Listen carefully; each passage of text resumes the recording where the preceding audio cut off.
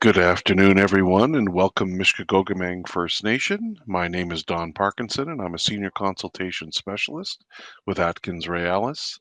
Today, we are continuing our series of Webequie Supply Road virtual community meetings with specific communities as our project moves through consultation round 3 of the environmental assessment phase. Today, we will be doing a review of where we are in the project to date and provide a sample of the preliminary results of some of the topics studied or valued components. This will be the first of two parts of this presentation that we will be presenting to communities, with part 2 covering additional valued components. The purpose of these virtual community meetings is to provide your community and its members with an update on our project and receive input on the project as we walk through the environmental assessment process. While this meeting is virtual, our team is available anytime to meet with your community, either in person or in whatever format best suits your community. At the same time, we will respect your community consultation protocols.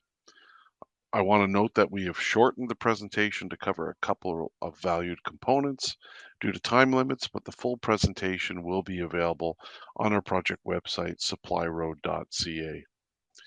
We will be taking your questions and comments once the presentation is over. So let's get started now with a few words from Chief Wabass of Webequie First Nation, talking about the importance of the project to his community. Webequie has a vision, for their community, and and we're looking for ways to how to prosper our community, and also to find or address some of the challenges that we have in our community. So we look into economic development, and we look into what's out there that can help us, become a community a vibrant community that is prospering from using the lands and resources. And one of the things that we're doing is that we're looking at some potential economic development opportunities, including, developing a road to potential sites in mineral development. So we are, exploring opportunities for our community, and also looking at our future generation as well too. We'd like to see, be able to have, opportunities for our future generation, so they can, live, a good life and a healthy life, and hopefully with the opportunities that we're looking at, it will generate job opportunities and also bring in a good infrastructure for our community. Our thanks to Chief Wabass for his thoughtful comments on the importance of the Webequie Supply Road project to his First Nation. Let's move now to the presentation, part 1 of the preliminary results of the valued components, or VCs, and then we're going to come back and take any questions or comments community members may have. So let's go ahead and play the consultation round 3, part 1 video. Welcome to round 3 of the WSR environmental assessment phase. Today we will be covering part 1, which talks about what is being looked at in the provincial environmental and federal impact assessments, how the effects assessment is being completed, and the preliminary effects assessment results for selected value components, which are basically the different things we have studied as part of the environmental assessment or impact assessment.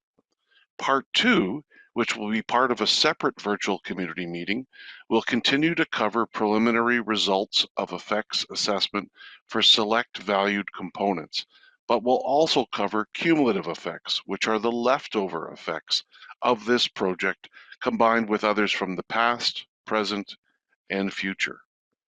Webequie First Nation is about 200 to 250 kilometers from the Hudson Bay and James Bay coasts, and the planned Webequie Supply Road runs south of Webequie and then east to the Ring of Fire area.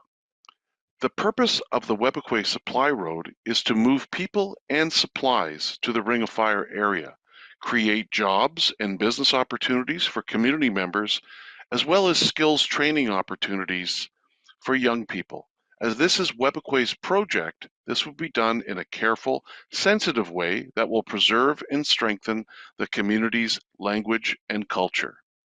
The planned road will be 107 kilometers long, with 17 kilometers on the Webequie First Nation reserve lands.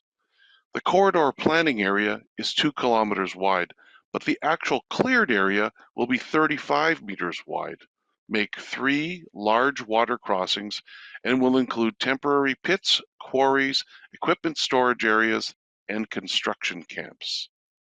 The road will make 6 major water crossings and will include temporary pits, quarries, equipment storage areas, and 4 construction camps. Now let's talk about the communication we have had with Indigenous communities. In our rounds 1 and 2 of consultation with communities, the project website was updated with new information, notices were sent to all 22 communities offering a variety of engagement options, and in-person and virtual community sessions were conducted, as well as streaming sessions to help community members better understand the process and the project overall. As mentioned, the WSR consultation team offered opportunities for all 28 Indigenous communities to provide input on the project during round 2, as we previously did during round 1.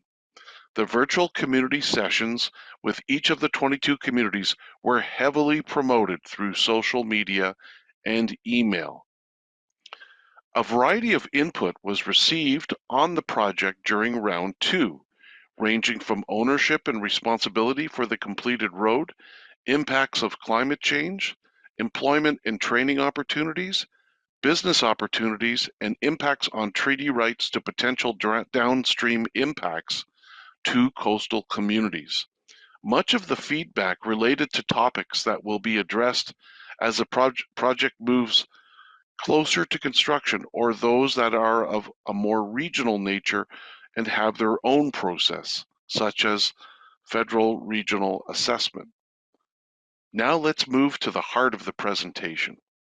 Environmental assessments are studies which assess the potential environmental effects, good or bad, of an individual proposal or project.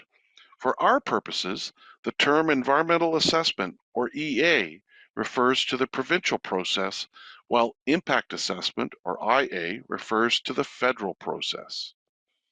Next, we are going to talk about what we are assessing in the EA and IA. As we have mentioned before, valued components, or VCs, are what has been identified by community members, the general public, and technical experts as required for study in the environmental assessment or impact assessment. In parts 1 and 2, we will look at the project's effect on VCs, while in part 2 coming up in a few weeks, we will look at other effects such as accidents or spills. Before we go further, let's review some key terms. Valued components, or VCs, are what are to be studied in the EA and IA. Indicators are the ways to measure potential effects for VCs. Temporal boundaries is the timeline for assessment, and spatial boundaries are the geographic areas for assessment. Now we are going to talk about how the effects assessment is done. Engagement and consultation, as well as Indigenous knowledge, land, and resource use, feeds into the effects assessment steps, including identifying what will be studied, defining boundaries, identifying possible effects, and which are left over after mitigation, then looking at all effects together, and then identifying follow-up and monitoring and overall advantages and disadvantages of the project. We have received a lot of IKLRU information so far, including the purpose of traditional ceremonies, reliance on country foods, and climate change impacts. Existing conditions for each of the VCs are described through background research, engagement and consultation, and field studies. For each valued component, we look at potential effects and pathways, meaning how it happens and the route followed.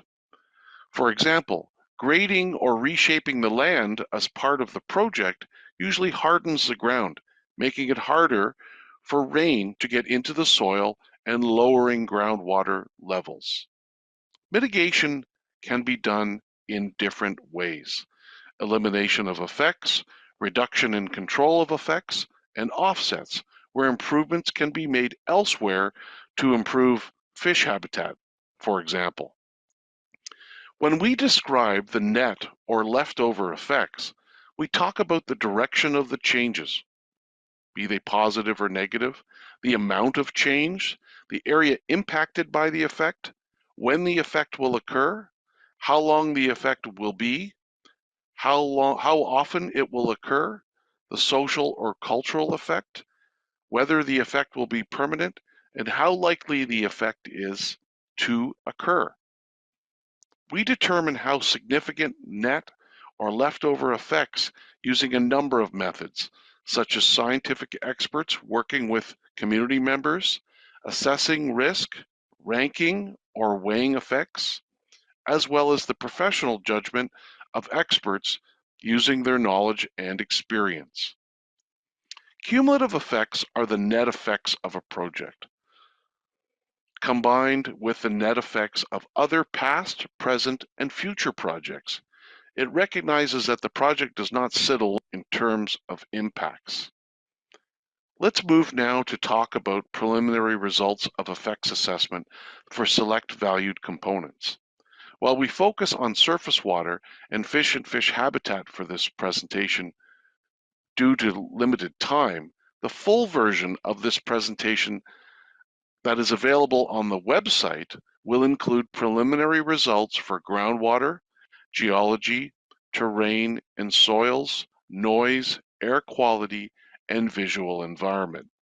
The preliminary results for the remaining valued components will be available in part 2 of this presentation, coming to you in a few weeks. However, if anyone is interested in hearing the results for the other valued components, we can discuss these after today's presentation. Let's move now to talk about preliminary results of effects assessment for selected valued components, or VCs. While we focus on surface water and fish habitat for this presentation due to limited time, the full version of this presentation is available on the website and will include preliminary results for groundwater, geology, terrain and soils, noise, air quality, and visual environment.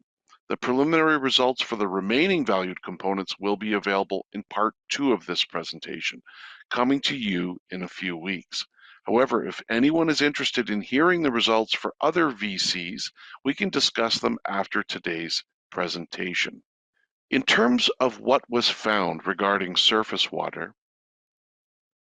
we identified that changes in surface water quantity and quality could occur due to short-term use of water for construction activities, such as controlling dust. There would be short-term discharges of construction water, wastewater, or wash water. There could be changes to the land resulting in changes to how fast the water runs off and how fast the water enters the ground to become groundwater. Airborne particulate matter from construction activities could be generated. Blasting activities could release chemical constituents into nearby water bodies, so chemicals into nearby water bodies. Construction activities that cause erosion and sedimentation could result in increased suspended solids and particulate matter during entering water bodies. There could be runoff and erosion from constructed surfaces of roads and developed areas that could lead to the transportation of suspended solids and particulate matter into water bodies. And finally, road maintenance activities could lead to the deposition of sediment into water bodies. So in terms of what we plan to do to mitigate potential effects on surface water, we can use roadway design to effectively manage runoff, use frequent cross culverts in muskeg areas to prevent water backup, design crossing structures to handle higher control measures, and a spills prevention and emergency response plan. Let's now talk about fish and fish habitat. In terms of what was found, the project could potentially impact fish and fish habitat at crossing structures through changes to watercourses and water bodies, resulting potentially in the release of sediment and the occurrence of spills.